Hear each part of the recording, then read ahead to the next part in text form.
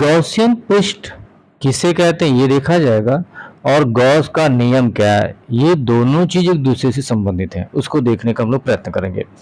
Gaussian पृष्ठ क्या है? विद्युत क्षेत्र में स्थित किसी काल्पनिक बंद पृष्ठ को गॉसियन पृष्ठ कहते हैं।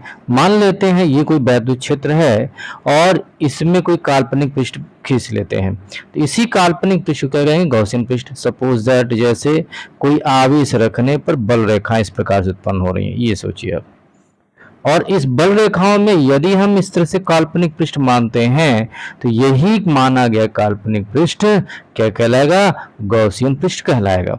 इस बात को आप समझ लें कि किसी भी आवेश को, देखिए आवेश जब रखा जाता है तो उसके चारों तरफ क्या उत्पन्न हो जाता है? वैद्युत क्षेत्र उत्पन्न हो जाता है, और इसी वैद्युत क्षेत्र में अगर कोई काल्पनिक पृष्ठ लें तो ऐसे ही पृष्ठ को गॉसियन पृष्ठ कहा जाता है।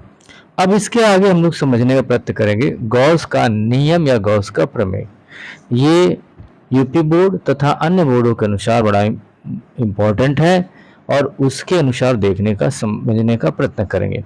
इस नियम में क्या कहा गया? इस नियम में यह बताने का प्रयत्न किया गया है कि इस नियम के अनुसार किसी बंद पृष्ठ से गुजरने वाला वैद्युत फ्लक्स, इस नियम के अनुसार कोई भी बंद पृष्ठ, जैसे ये कोई बंद पृष्ठ ले लिया, ठीक है, इससे गुजरने वाला वैद्युत फ्लक्स फाई, किसकी बात कर रहा है? फाई ई की बात कर रहा है। उस पृष्ठ पर परिबद्ध कुल आवेश क्यू, और इस पे कुल परिबद्ध यानी इससे जुड़े हुए कुल आवेश कितना मान लेते हैं? क्यू मान लेते हैं। तो क्यू का 1/ε0 गुना होता है। कितना गुना हो जाएगा? 1/ε0 गुना हो जाता है।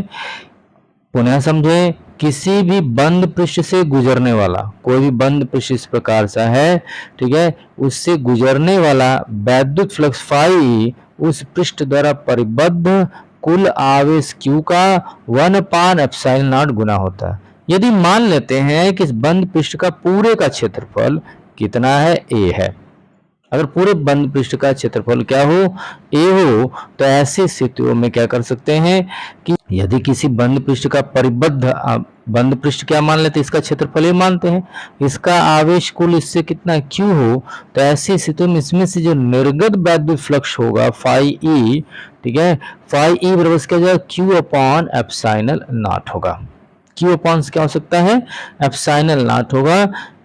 इसी प्रकार से बंद पृष्ठ से वैद्युत फ्लक्स अगर निकालें तो वैद्युत फ्लक्स जो होता है क्लोज निकल वैद्युत क्षेत्र की तीव्रता और लिए गए अवयव डीए भाग के दोनों का डॉट प्रोडक्ट के बराबर हो जाता है। ऐसे कह सकते हैं वैद्युत फ्लक्स का जो मान है वो आपका वैद्युत क्षेत्र की तीव्रता और डीए के गुणनफल के डॉट प्रोडक्ट के बराबर होता है। स्केलर गुणनफल इन दोनों वेक्टरों का, जैसे वैद्युत क्षेत्र जिस दिशा में काम कर रहा है उसी किसी न किसी कोण पर डीए भाग जो क्षेत्रफल मानते हैं इस बंद पृष्ठ में अल्प अवयव भाग मान रहे हैं, उस अल्प अवयव भाग का और वैद्युत क्षेत्र की तीव्रता के गुणनफल के बराबर वैद्युत फ्लक्स होता है। ये बात आपको समझ में आ गई होगी। अब क्या करेंगे कि जो समीकरण 1 माने हैं गॉस के प्रमेय के अनुसार और जो इसके अनुसार माने हैं, इन दोनों की तुलना कर देंगे। तो तुलना करने पर क्या होगा कि आपका फाई ई बराबर क्या होगा? क्लोज निकल ई इंटू डी बराबर Q/ε0, क्योंकि ये भी इसके बराबर है तो ये सब दोनों आपस में क्या हो जाएंगे? बराबर हो जाएंगे, और जिसको Q/ε0 के बराबर लिखा जा सकता है। वैसे इसका निगमन आगे के प्रश्नों में देखा जाएगा। फिलहाल बस इतना ही है, जैसे आपके पेपर में आता है तो आपको बस इतना ही लिखना है, या तो आप इतना ही लिख दें कोई दिक्कत नहीं है, नहीं जनरली आप इतना लिख देंगे तो आपके को अच्छे नंबर मिल पाएंगे, आसानी से मिल पाएंगे, इसमें कोई प्रॉब्लम्स आपको नहीं आएगी। पुनः एक बार देख लेते हैं। इस नियम के अनुसार किसी बंद पृष्ठ से गुजरने वाला वैद्युत फ्लक्स फाई उस पृष्ठ द्वारा परिबद्ध कुल आवेश Q का 1/ε0 गुना होता है। यदि बंद पृष्ठ ए से परिबद्ध आवेश Q हो तो इसे निर्गत कुल आवेश फाई Q/ε0 होता है। इसी प्रकार बंद पृष्ठ से बंद फ्लक्स बद्ध वैद्युत फ्लक्स फाई बराबर क्लोज निकल ई इंटू डी ए, समीकरण नंबर 2 और समीकरण नंबर 1 जो तुलना कर देंगे तो आपका फाई बराबर क्या होगा? Q/ε0 हो जाएगा।